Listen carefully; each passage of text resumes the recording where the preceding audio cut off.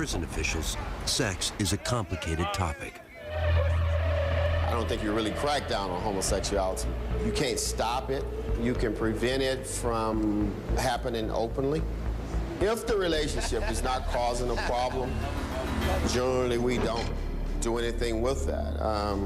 If they are not openly having sex, and you can have a relationship that doesn't have sex involved. But Mason believes it's the lack of sex that leads to the unrest among inmates. That frustrates these dudes. It's not a man that I know from 8 to 80 right now that wakes up and don't have an erection in the morning time, because that's what happens. We're dealing with reality. So when a man wakes up, first thing comes to the man's mind, damn, I wish I was on the street. Damn, I miss my wife.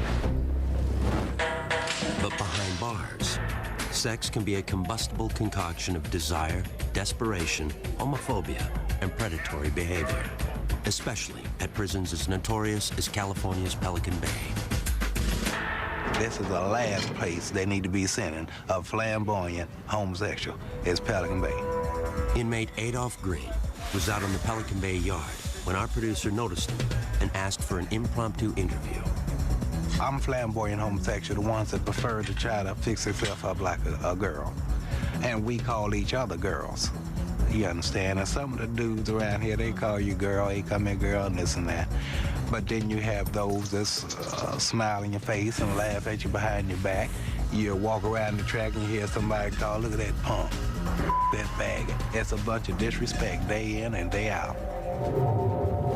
Green told us that those who are open about their sexuality face retribution from other inmates. You have people that are undercover. You got people that are hiding in the closet, that's doing each other. But the minute they see somebody that's flamboyant, that's out, that they don't understand, then they have something against that. And to go through this here every day with a bunch of people telling you what you can and can't do, who you can live with and who you can't live with because of your sexual preference is wrong. Because half of the ones telling you not to do it are the ones that's doing it in the closet.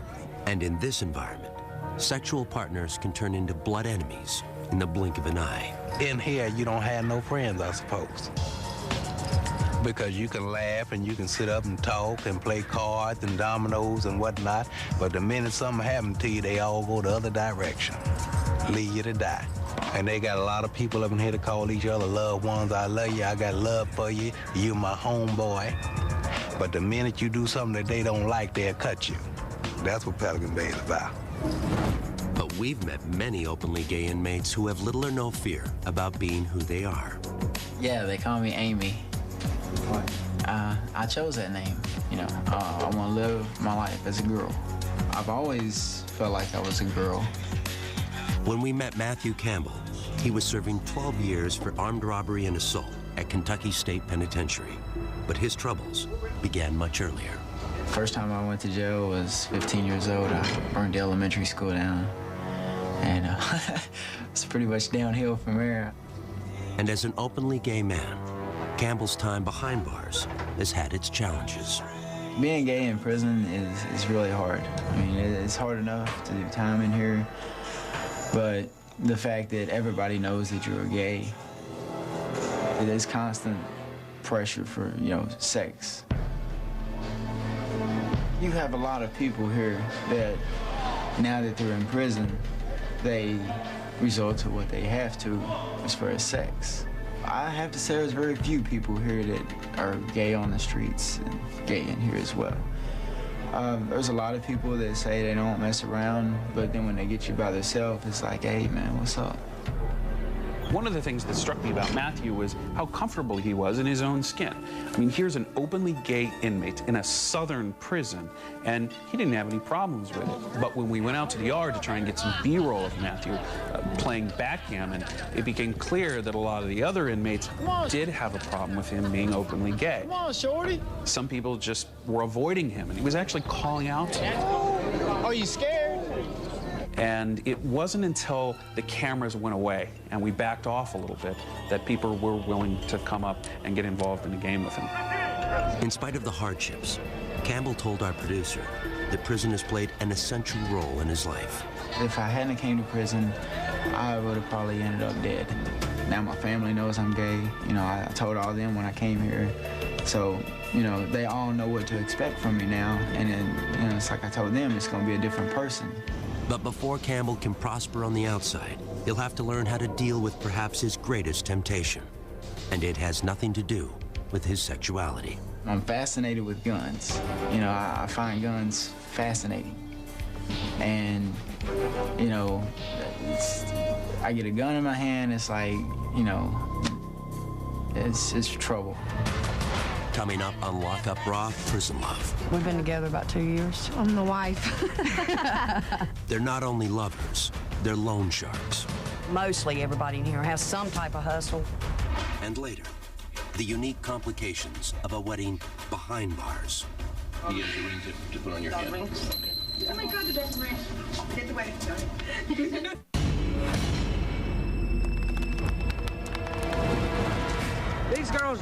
These girls right here is my homies. And Damn right. Some of us been together here 4 years, some of us been together 5 years, some of us been together a long time on relationship, you see what I'm saying? If male inmates look for sex in secret, we found a different story when we visited the North Carolina Correctional Institution for Women. The female offender has a lot of needs, and part of that is to feel that someone cares about them. And that has a lot to do with them bonding. Because a lot of women have been abused, when the first time that they see somebody they think they care about them, they run to it. They don't take time to see if that person's really good for them or not. As a result, the prison places strict limits on intimate relationships. Ladies, y'all put some space in between y'all. It is a rule violation for inmates to have sex in prison. I love you! When we see it, then they are punished because of that. We can't have it. But we met one group of inmates willing to share their secrets for skirting the rules. They were led by Don Braswell, known around here as Heavy D. You mostly have 10-4s in here. Yeah, you very Somebody that you can. 10-4s is like another inmate. Like I say, Chelsea, man, 10-4 for me and my girlfriend, man, while I go in here. You know I'm what gonna I'm saying? fall out and have a seizure before So she's gonna fall out and have a seizure. It's just easy to get them to 10-4 for them, where you can give them maybe 2 or 3 cigarettes or a pack of coffee, stand there and watch. And some police knows what you're doing, so they don't care. That's why I tell you, the police, you got some police that's down with inmates and some police that's against inmates. While some inmates sneak away for quick sex, others, like Kathy Phillips and Devin Gann, seek long-term relationships. We have a good relationship. We've been together about 2 years. And for a relationship in here, it's good. Known couples aren't usually housed together, but we manage to connect sometimes. Yeah, there's a way around everything. When we met them, Kathy was 42 years old and serving 14 to 17 years as a habitual felon, with multiple counts of forgery, larceny, and resisting officers. Devin was 25 years old and serving 9 to 12 years for second-degree murder. There was a man that I lived with, he was a drug dealer. It was a robbery gone bad, and he got killed, and I left the crime scene with the guy who killed him because it was a bad situation. But in prison, the two women seem to have discovered a comfort zone. You get in here and you don't have anybody, you don't have anything, so you just sort of cling to somebody. And women are more affectionate or whatever anyway, so it looks like normal couples on the streets, but it's all women. Some look like boys. So yeah, they shave their head and they walk around like a little boy. Yeah, they even hold themselves like there's something down there. But any relationship in prison involves towing the line. A new couple, it's like the staff sort of zone in on them, give them a hard time, but then after a while, it's like, you know, they just get used to seeing you as a couple and they sort of ease off. I mean, you can't, you know, kiss in front of them or do a sex act in front of them, but they're not on you for every little thing. I respect the staff, they got their job to do, so I don't cross that line. In spite of rules against it, Kathy and Devin appear to be a picture of domestic bliss. I'm the wife. We spend our money together. I shop and get our stuff and cook our food every day and make sure she has her stuff. We do everything together, everything. You know, so whatever she's involved in, I'm involved in. Yeah. That includes the family business. Kathy and Devin are not only lovers, they're loan sharks. Whatever you give them, they owe you double. I started out with $10. Put the 10 out, pulled in 20 the next week, put the 20 out, pulled in 40 the next week, and I just kept doubling until I got on my feet and got stable. And it's a good hustle. Mostly everybody in here has some type of hustle because, I mean, a lot of people don't have help from home.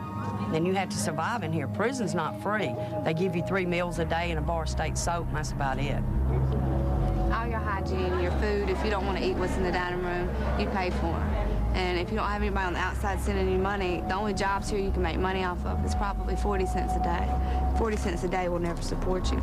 So people do all kinds of stuff to make hustles if they don't have somebody on the outside. But there's all kinds of hustles, and loan sharking is one of them. But the loan shark lovers insist they never use muscle to extract payment.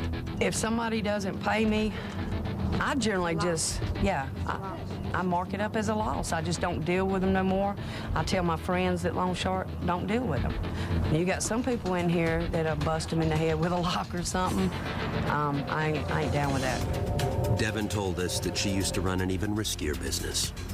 Before her, I had my own hustle that was pretty much staff related. Yeah.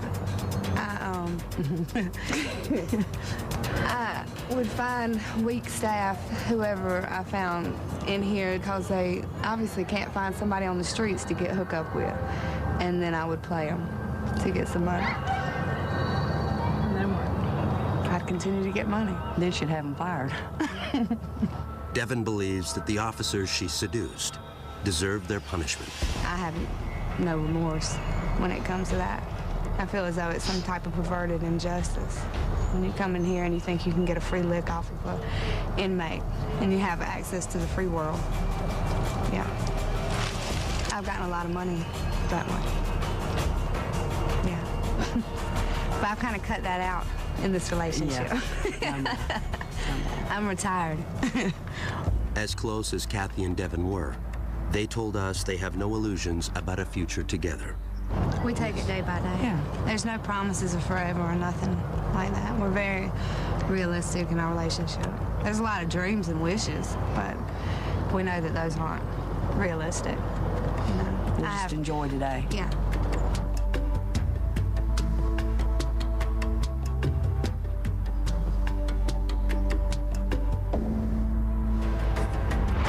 Next on Lock Up Raw, Prison Love. I, Raul, take thee, Leticia. I, Raul, take thee, Leticia. Exchanging vows when the groom is locked up. And later, when visitation includes sex, emotions run high. We're gonna go ahead and let you take one of these ones. I need both of those. You can't tell me that I can't use my personal hygiene for my body. I need both of those. Raul and Leticia. Today is a very special day for both of you, because today marks the beginning of your new lives together as one. Under the best of circumstances, marriage can be challenging, even more so when it begins behind the walls of one of the nation's most dangerous maximum security prisons. Yeah, I can't even touch her or nothing, so you can't even consummate the marriage. The groom, Raul Vidal, has been in California's Pelican Bay State Prison since age 18. I was involved in gang, in the street gang, you know, drugs, violence, all that. We got in a little shootout. There were 6 guys in the car they said I shot at, they were hit and all that, so they gave me 6 life terms for that. Because of his gang affiliation, Vidal is assigned to the secured housing unit, where contact visits are not permitted. Right now, here together, you stand free and apart from all other people in this world, because right now you stand within that charmed circle of your love together. Vidal and his bride, Leticia Jaime, were childhood friends and had reconnected 5 years earlier. Though it's unlikely Vidal will ever be free, Leticia agreed to marry him anyway. Her son, Ruben, stood in as best man. He has a ring to put on your hand. Okay. Oh my God, the dog ring. Get the wedding ring. She seen me, the person inside, that I'm a human being. She opened up her house, her heart. She gave me her family. I, Raul, take thee, Leticia. I, Raul, take thee, Leticia. To be my wedded wife. To be my wedded wife.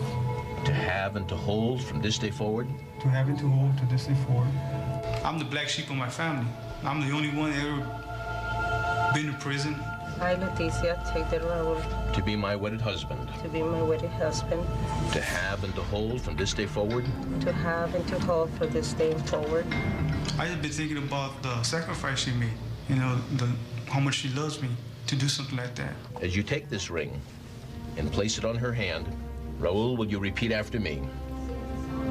I give you this ring.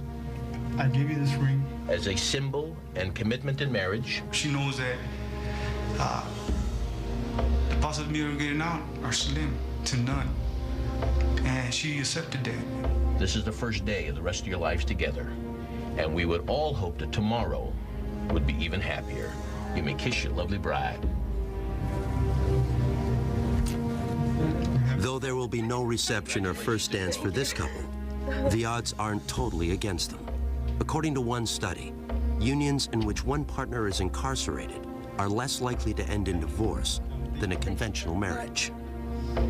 But it gives me the hope, it gives me to feel love. Well, she's just a friend, I'm a friend, and you know, we just got married, so to show love for each other.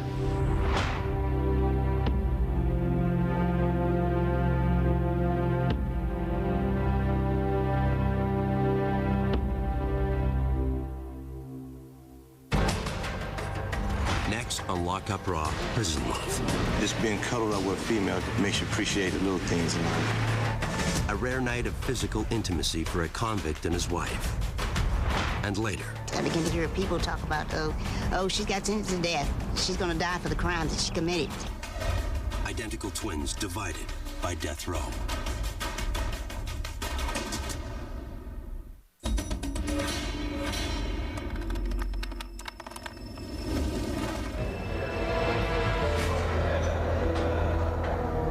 Prison inmates don't have a lot to look forward to, so visitations are a big deal.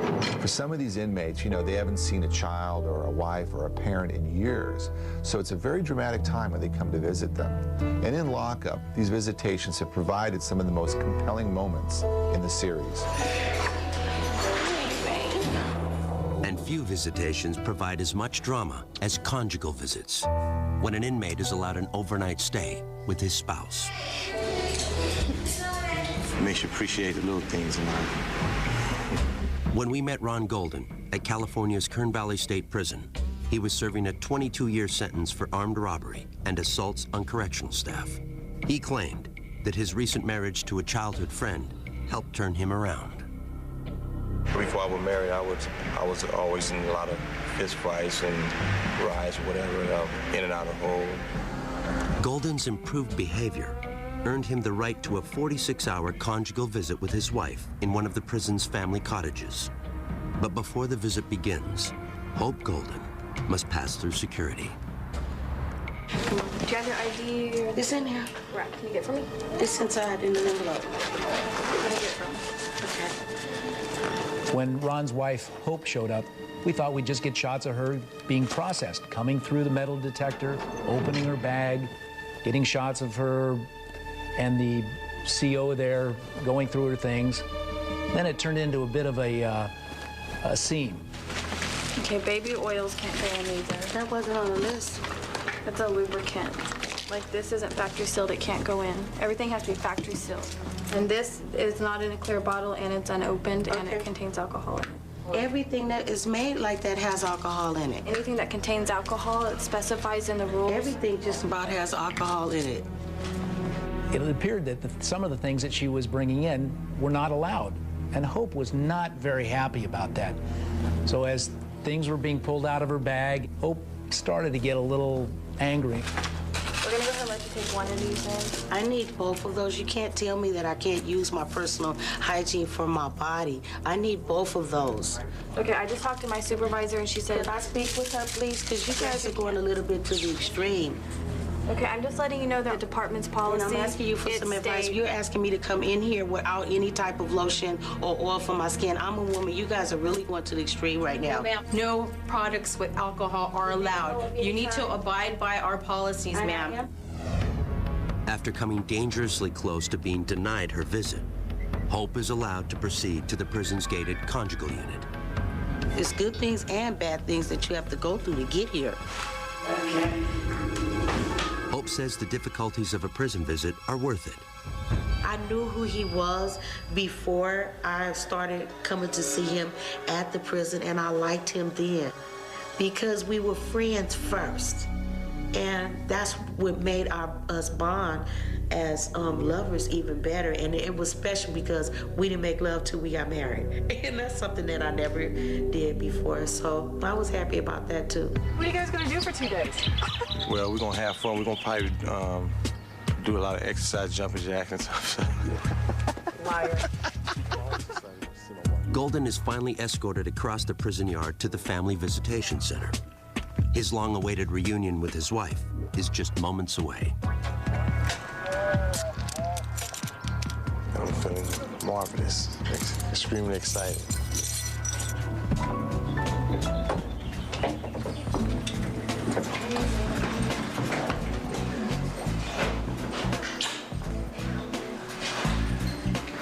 You nervous? Mm-hmm. I know this. We ain't used to this. You know, sometimes when a camera is in the room, people are not going to act naturally. And Ron and Hope both knew that we would be there for the beginning of the conjugal visit, certainly not during any part of the conjugal visit. Oh, the crew was real nice, very pleasant. But as I stood to the back of the room to get kind of a wide shot, I could hear them talking, saying, "Is he gone yet? Is he gone yet?" They just wanted me out. But visitation is also bittersweet. Our crew saw how much so at Indiana State Prison when the family of inmate Jerry Bonds arrived for their first visit in months. To be honest, I grew up with a two-parent, middle-class home.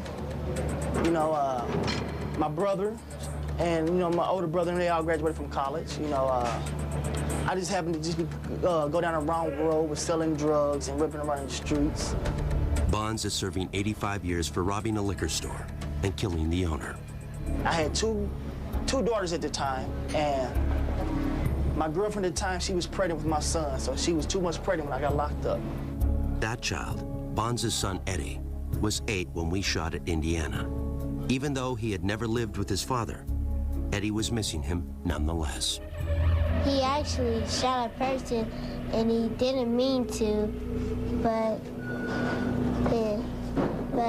when I see him again, I want to live with him and be with him together so we can go to the park and the museum. His youngest son cries sometimes because he doesn't have his father around. And there's some things that he really needs to be in his life for. But Bonds has had a tough time following the rules in prison as well. His last infraction was for attempting to intimidate an officer. That, along with 3 urine tests that proved positive for marijuana, has cost Bonds visitation privileges with his family. He had only recently gotten them back, but with restrictions. So right now I'm on non-contact status. It's like through the phone and the glass. How did you react when your son told you that he wasn't going to have contact visits anymore? Well, I was upset at first, and I even threatened him to not even bring his kids up here, you know. And I was very upset with him. Matter of fact, I was so upset with him I couldn't think straight. Bonds acknowledged that his actions, both in and out of prison, don't set the best example for his children. And it's like, how can I tell you guys to be good and do good in school and stay out of trouble? And every time you come and see me, I'm on restriction from visits, or I can't have visits because I'm in trouble. And they're like, well, you're kind of a hypocrite, Dad. You know, you're telling me to be good, but you're not being good. Our crew caught up with Bonds shortly before his first visit with his children and parents in months. Your clothes are pressed, your boobs look like shiny new. You want to look kind of spit because it is a special day. You know, because your family do come, they came from so far. It puts a smile on their face and see, okay, you are doing okay. You know, because they worry about me here. But first, Bonds would need to pass pre-visitation security measures, starting with his freshly pressed clothes. All right, do me a favor, go ahead and completely disrobe. Despite the fact that he will not have physical contact, Bonds, like every other Indiana inmate, is strip searched prior to visitation. All right, this time open your mouth, please. Put your fingers in, spread your cheeks apart. Upper lip up, please. Lower lip down. You look inside your nose, please. Authorities must ensure that inmates are not attempting to pass contraband to the outside. Turn back around, squat, cough. All right, go ahead and get dressed. Meanwhile, the Bonds family has to pass through security as well. And even though it was nearly a 3-hour drive to get here, Jerry Bond Sr. feels it's worth it. When a person is down, you really have to be there for them, you know? So what we try to relay back to Jerry is that we hope you get out of here sometime soon. And then when you do get out, you know, to pick up where you left off and show these kids that they're not just coming up here for, you know, nothing at all. I'm just anxious, man. I want to see him so bad. I wish I could touch him and hug him, but I guess this is better than nothing. Finally, the waiting is over. What's up, man? What's up? How y'all doing? Y'all looking cute. Thank you. Look up, let me see you. Let me get a smile, man. I ain't seen you in a while. How you doing in school? Which grade you going to, Eddie? Well, the hardest part is like seeing him behind the glass and he's in here and stuff. So I really want him to get out. When his kids can't hug him, like I told him, he's hurting his kids. You know, I can stand the hurt, but sometimes kids can't. What's wrong with Granddaddy?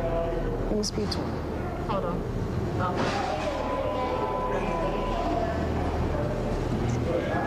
What's going on, man? Hey, what's happening, Dad? How you doing? Pretty good. Staying strong? Yes, sir. Yes, sir. Hey, thanks for bringing him up for me, Dad, man. Well, I want to let him know that we love him no matter what, but make it easier on us when we come up here. Where he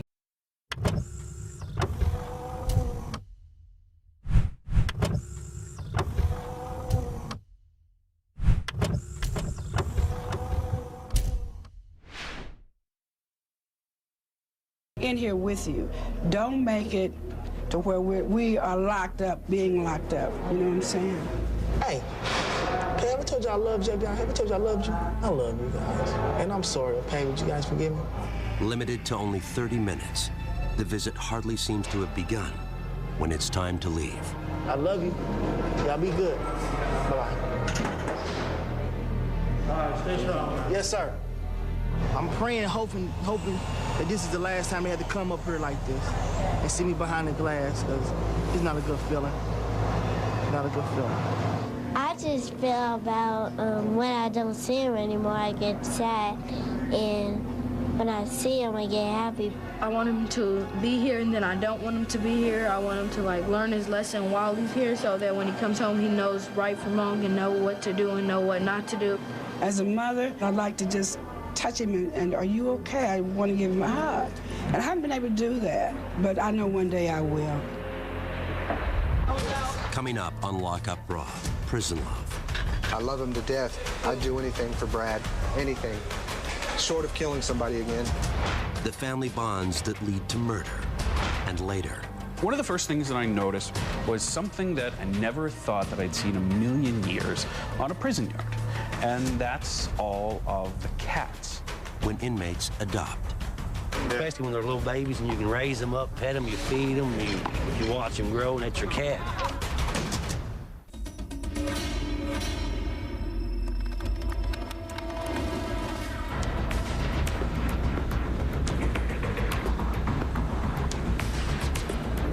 The bond one inmate might develop with another is often the only thing that helps them survive the bleak existence of a life behind bars. In some cases, those bonds have existed their entire lives. Over the years, lockup crews have discovered a surprising number of family members serving time together. But few have ever had to face the difficult circumstances that confronted Yvette and Doris Gay. Being on death row was like I needed to be with my sister. The identical twins, both convicted of murder for helping Yvette's former boyfriend carry out a triple homicide, were sent to the North Carolina Correctional Institution for Women. Doris got a life sentence. Yvette was condemned to die. She told us about her first day on death row. I began to hear hurls and insults when I first got in the gate. I began to hear people talk about, oh, she's got sentenced to death. oh, she's gonna die for the crimes that she committed. Even though they were housed at the same prison, the women were prohibited from seeing one another. But occasionally, Doris would catch a fleeting glimpse of Yvette. And I would go by the chapel, and I see my sister. She'll be in the window, you know, and I'll walk by with a group of ladies, and everybody would say, well, Doris, there's your sister. And I said, God, there she is. And I said, Lord, I wish she was out here, you know. And I hated to go by there just to see her, and it would hurt my heart, and I would ache. After 6 years of separation, Yvette's punishment was reduced to a life sentence, meaning she could leave death row and reunite with Doris. I was so excited for her, and she came and hugged me, and we were crying and kissing and hugging, and oh, it was like a great reunion. I started crying. I got emotional, and I just began to praise God. Yeah. Though they can see each other on the yard, prison officials won't let the sisters share a cell for security reasons. They think we're the same person in the same dorm, the officers, and they get confused. It's interesting and kind of unusual for corrections because if you're not paying attention, you don't know who you're talking to. Is one of the reasons why we house them separately. Look how I look. Yeah, you look wonderful. You look wonderful. Yeah.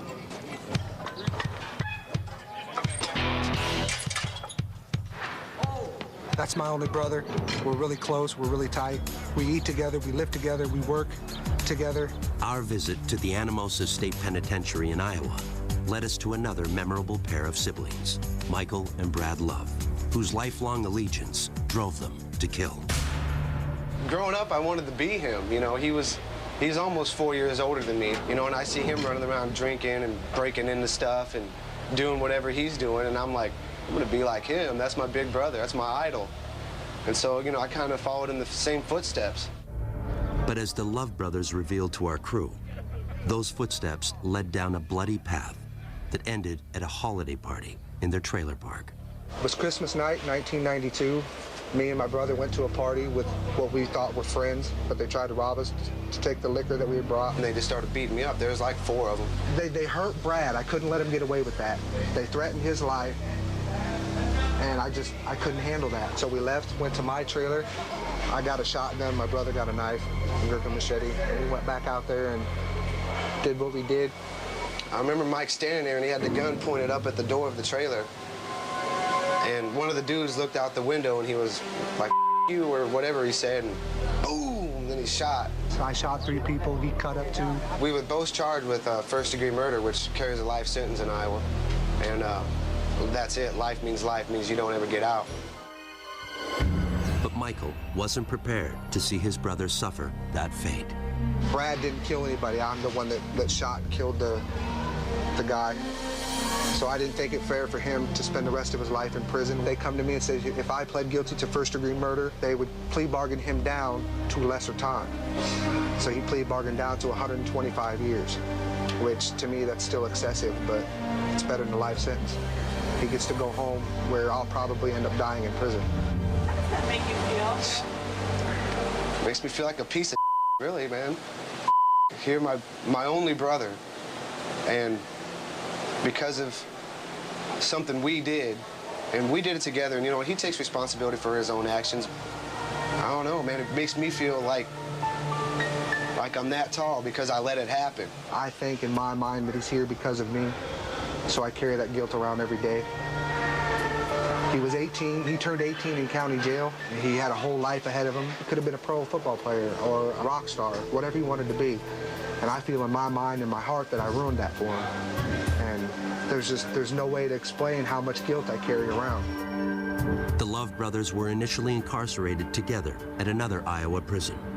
But once again, Brad followed Michael, and the result was more violence. The last fight that we got into, this guy told on my brother for smoking weed. Mike told me, he said, here, I'm gonna go beat him up. He's like, I want you to shoot jiggers, watch out for us. I said, all right. So I was standing outside the cell, and Mike goes in there, and I don't know what made me do it, but I look in the window, and it was only supposed to be one dude in there, but there was 2 guys, and they was trying to get on Mike, and I was like, no, you know, that ain't gonna happen. So I ran in there, and I grabbed the other dude, and beat him up pretty bad. And then they shipped me out, and then that was it. Yeah, it sucked.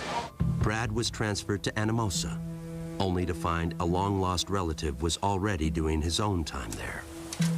My father was in here messing with kids, and, you know, I ain't cool with that. And he tried talking to me, but I told him, I said, dude, I just can't, I ain't got no respect for you for what you did. I hate that. That's the worst crime that you can do, including the crime that I did of murder. I think that's worse. In 2003, their father died of a heart attack while still incarcerated.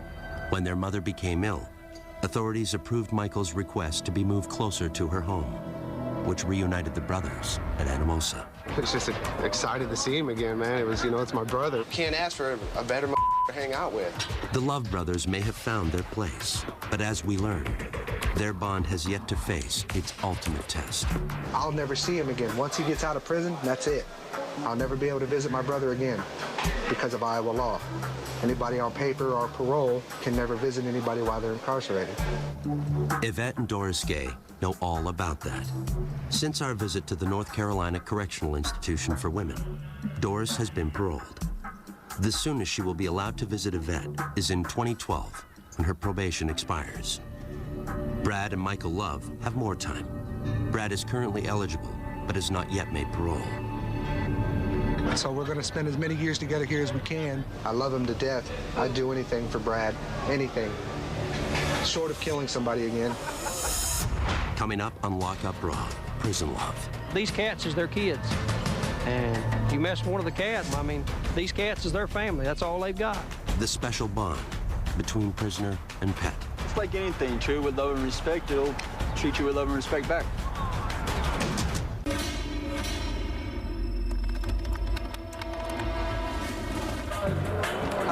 The social center of almost every prison is the yard. It's the rare space where inmates socialize, exercise, and occasionally fight to the death. But lockup crews have found that on some yards, even at dangerous maximum security institutions, inmates have found something to fill their hearts with love and nurturing, just not for each other. This is Bane. This is my buddy cousin, Ted. Nobody's family home cat I could see could be happier than these cats in here. One of the first things that I noticed when walking out of the yard in Kentucky was something that I never thought that I'd see in a million years on a prison yard. And that's all of the cats. They were all over the place. Nobody remembers exactly when dozens of stray cats began to adopt Kentucky State Prison as their home. And as our crew discovered, the inmates were more than happy to adopt the cats as pets. Especially when they're little babies and you can raise them up, pet them, you feed them, you watch them grow, and that's your cat. They're like a kid. It was really amazing to see all of these felons, the guys that were in the state's maximum security penitentiary, with cats climbing all over them.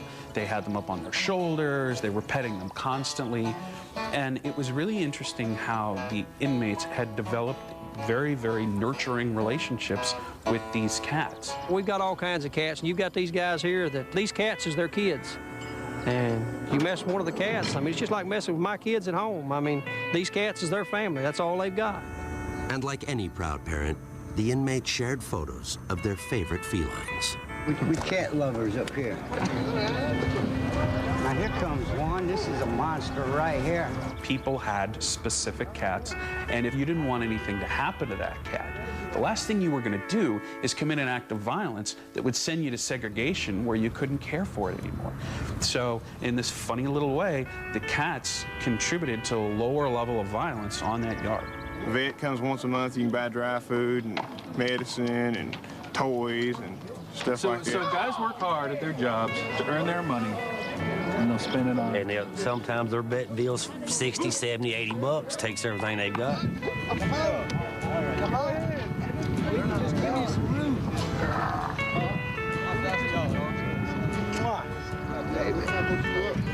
Red, I wish you cats would get together and get rid of some of these rats we got running around this yard, man. Don't like rats, man. Yeah. The people rats. Now, you leave the little bitty mice alone.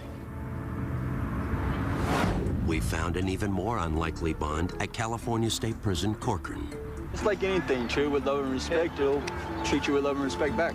We were just kind of out on the yard shooting, and I looked over and I saw these guys petting something. And at first I thought it was like a kitten, and it ended up it was a gopher that they had tamed. We shampoo them, you know, give them little baths, you know, bring the dirt mites in and play with them and let them run around in our cells, feed them apples, lettuce, take care of them, and they're good little pets. It's like the best companion I've ever had. A lot of the guys that we ran into have probably never had anybody, you know, to love, or anything or anybody to love them. And, you know, when you run into somebody who is, you know, adopted a gopher and it gives him some sort of outlet for affection, it's got to be a good thing. But we found a very different case of inmate-creature bonding inside California's San Quentin State Prison. Mike Miller is my real name, and the staff here call me the Birdman of San Quentin. The first day I got here at San Quentin, birds seemed to have flocked to me for some reason. And I don't know, they probably think I'm the Birdman of Alcatraz. Maybe they're mistaken because he has a shaved head too. Miller was serving an 8-year sentence for burglary when he proudly showed us his cell, a virtual shrine to his winged friends. And ever since I've been here, the birds just come up to me like they know me. You know, I got them landing on my shoulders and my hands, and, you know, different kinds of birds, not just pigeons, but I got the, you know, different kinds of blackbirds like the finch and the redwing landing on me. I think the birds is a good way of releasing a lot of tension and anger. And before I got arrested, my girlfriend used to chase the birds away. She didn't want me around, and so when now I'm in here, I have a chance to mingle with the birds. And basically, that's about the only friends I got, but birds, you know, I can't trust anybody else.